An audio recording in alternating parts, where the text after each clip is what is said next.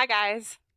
I'm going to make some own personal videos for you guys, my paralegal faculty, about how to use some of the features in Blackboard. And I have this service that I use to make these recordings for my online classes, and it allows me to capture what is on the screen of my computer and make a little video. And it's a great service and it's free, and I can tell you about that another time, but it only allows me to record up to 15 minutes at a time, and I don't want to talk too fast. I don't want to rush through this. So if this takes longer than 15 minutes, what I usually do is just make another video and I'll just put it onto part 2. But I know that all of us in our program are at different stages of knowing how to use Blackboard. So this first video is going to be how to open up your Blackboard course and how to upload documents to Blackboard. Keep in mind, I use Blackboard all the time, so my shells from my classes are pretty cleaned up, and I'm going to be working from a class from last semester because I don't want to do anything in one of my current classes because I wouldn't want students to see some new link there and wonder how it got there. Okay, so again, this first video is for how to get onto Blackboard, also how to make Blackboard available to your students, and number 3, how to upload documents and web links to Blackboard. Just some what we would call the Blackboard basics. Okay, so you'll want to go onto MCC and click on My MCC and then log in. And once you log in, you should be brought to this main page. And you'll see on the left-hand column under My Launchpad, the third link down is for Blackboard. So you'll want to click there on Blackboard. And then that should open up a page that looks like this with a lot of different choices and options. Now, I come over here to the right where it says My Courses, and here are all of my courses in addition to some other Blackboard shells I've been put in. But I'm going to go into a course just so I can show you how to do some stuff. But again, I'm not going to use any of my spring 2020 courses because then that will mess things up for current students. But I'm going to go down here to where I have my fall 2019 courses, and I'm going to go into Legal Research and Writing 1. So when you log on and you see your courses there, if you're teaching one course, then that should be the only course that is there. And you just click right on that course. And if you've never used it before, it will say not currently available. And what that means is your students don't see any material in there. They will get access to it, but you actually have to make the course available to them. The reason for this is that it allows you, if you ever want to use Blackboard going forward, you can load all sorts of materials and information into Blackboard before the semester begins. And then once you feel like it's ready, then you release the course to the students. Okay, so when you log into your course, it should take you to a home page that looks something like this. Now, again, mine has been cleaned up. You should have a link for announcements, and I think it usually has a calendar and a to-do list. I actually clean all of that up just because I like my courses to be a little bit cleaner and not have any links that I don't use. I do use the announcements link, so I leave that one there. Blackboard looks like this. On the left-hand column are all of basically your toolpad. Anything on this upper part here is information that the students can see. I'm just going to scroll down on my computer, and you'll see that after you get through all the student available links, there's a page for course management. I'm going to use that in a minute to show you how to make your course available and how to send an email to your class. These are links that your students don't see, but these are for you to manage the course kind of behind the scenes. But you can see that everything that you need is here on the left-hand column. The right-hand part of the page, which is really about 3/4 of the page, is the content that you want students to see. Blackboard will always default to this home page. Again, you can change it to default somewhere else, but we'll just stick with the basics right now. Plus, for me, it works for students to just come straight to the home page. Okay, so let me show you just some basics about how to add content to, actually no, I'm going to show you the basics first about how to make your course available. So this is for when you want your students to be able to do anything on Blackboard. You have to let them see the class. So to do that, if you haven't done this already for your classes, you're going to scroll down here where we just were with the control panel. And I believe it's under Packages and Utilities. Nope, I was wrong. Hold on. It's under customization. Okay, so under this control panel, click on customization, and then you'll want to go into the link that says properties. And when you click on properties, there'll be over here on the right hand side information for the course name, which should already be in there. And if you scroll down a little bit, it says set availability. You see that? And once you're in set availability, you click yes to make course available. But don't just get out of there yet. You want to make sure you go down here onto the bottom button and press submit. So again, I'm not going to do that right now because I don't want this course to be available from the students from last semester. So I'm going to cancel out of here. But this is how you will make it so that your students can see the material that's in here. Okay, so now I'm just going to go back to my main homepage announcements. Now, if you've never used Blackboard before, you'll see that it comes preloaded with many links. I think some of them say course content, or I forget what some of them are. You can actually rename these anything you want. I can quickly show you how to do that. If you hover, just hover over one of these and you see this little down arrow appear, you can rename the link. So I just renamed them what I like them, but honestly, you can keep them exactly as you had them. There's no obligation to do that. I like to put all my handouts on Blackboard. So I have a link called handouts. So I'm going to click there, and that is going to bring me to a page where I can load any content that I want. Now, if you've never used Blackboard for your class, when you click on one of these left-hand columns, and I think one of them is course content, you can rename it handouts.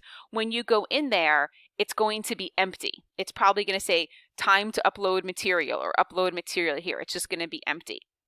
And I'm going to show you how to upload a document. What kind of document might your students want to see? You can upload a PowerPoint presentation. You could upload a Word document, like let's say you have a handout for the students or an in-class activity that you want them to look at.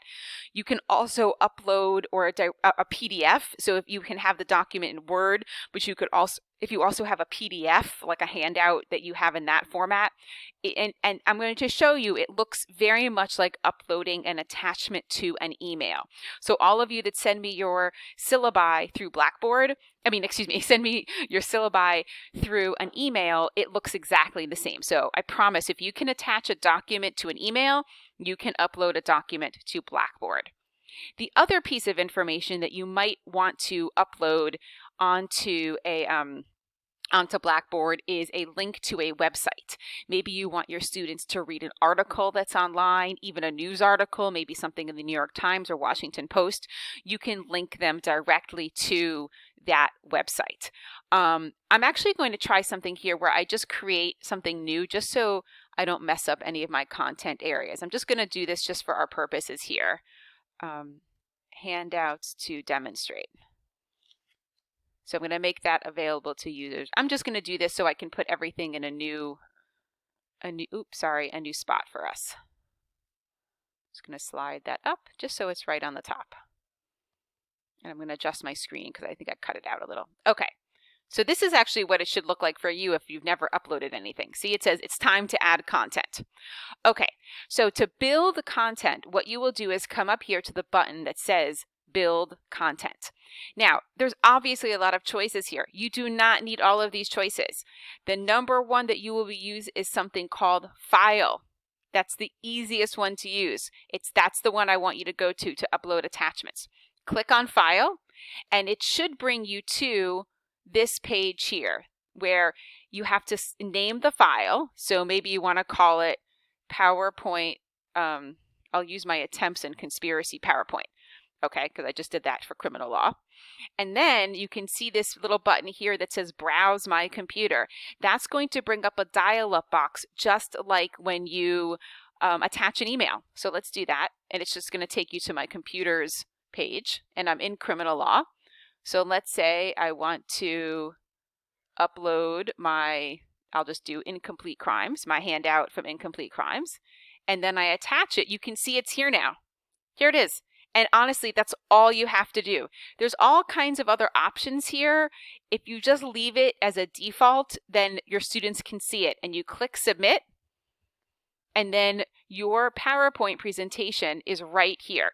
Now, what do the students get to do when they click on it? It will open that PowerPoint. You can see it just takes a minute, and you can see it will open the PowerPoint just like an attachment to the email. If you want to go back to where you were, this runner on top will show you where you've been. So I can go back to handouts to demonstrate. I can also add a Word document. Like, let's say I want to add just handout on jurisdiction. Browse my computer, find my handout on jurisdiction, which of course is not the larceny statute, but there it is, and I click submit, and then my students will be able to see the 2 handouts. Pretty cool, right? So now they're there for the students. So if you made your class available, now your students can go in and all of your handouts are right here for the students. And as you add them, they will just continue to be added. You can move them up and down. You can reorder them. You can get really fancy and create folders. Like if you wanted a folder all on one topic, and you can put your handouts in there. If you want anything else more fancy, just let me know and I'll walk you through that too. I do want to show you how to upload a web link, but you should have that web link open already. So let's say I have the Washington Post, which of course is going to have some very depressing news on its cover right now.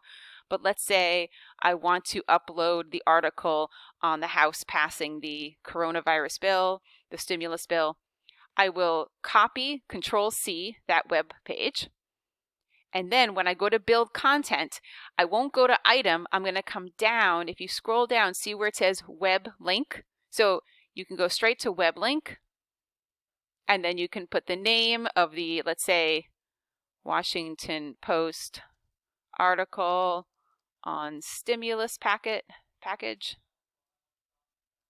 I can't even spell today. I'll just call it the Washington Post article. Don't hold it against me. And then I copy and paste the Washington Post article right there. I can even put a little description, but again, you don't have to. Come down. I can even attach more files. I just keep it really simple. I try to keep Blackboard as simple as possible for everybody just because it's a lot easier. And then I click submit. And then it'll appear for the students, and it has a little World Wide Web there. So you can see it's actually really straightforward how to upload documents and how to upload web links to Blackboard. Okay, I have about 2 minutes left on this video. I wanted to make sure I showed you how to email your students. So let me just stop here for a second. If you scroll back down, here's the main page again. Back down to my tools. Actually, let me make this a little bigger for you. Here's my control panel. If I go to course tools, there's a number of tools here. You don't need to use all of these, but if you scroll down, there's one called send email. So if you click send email, it will open up an option for you to choose all users, which if you're emailing the whole class, just choose all users. Put the subject in there, information about class, and then you can type your message right in here. And then I think if you just hit send, and then just hit send, and it will go. I'm not going to hit send again because I don't want this to go to my students. But if you hit submit, it will go to your students. So this is a great way to communicate. Just remember that they only have their MCC email, and if they respond to this email, it's going to go to your MCC email, not your personal email. So if you want students to use your personal email, just be careful, because if they respond to this email, you're not going to be able to see it. All right, I'm actually already at 14 minutes, so I'm going to stop here, and I will go on to a second video to show you guys how to use Blackboard Collaborate. Okay, bye.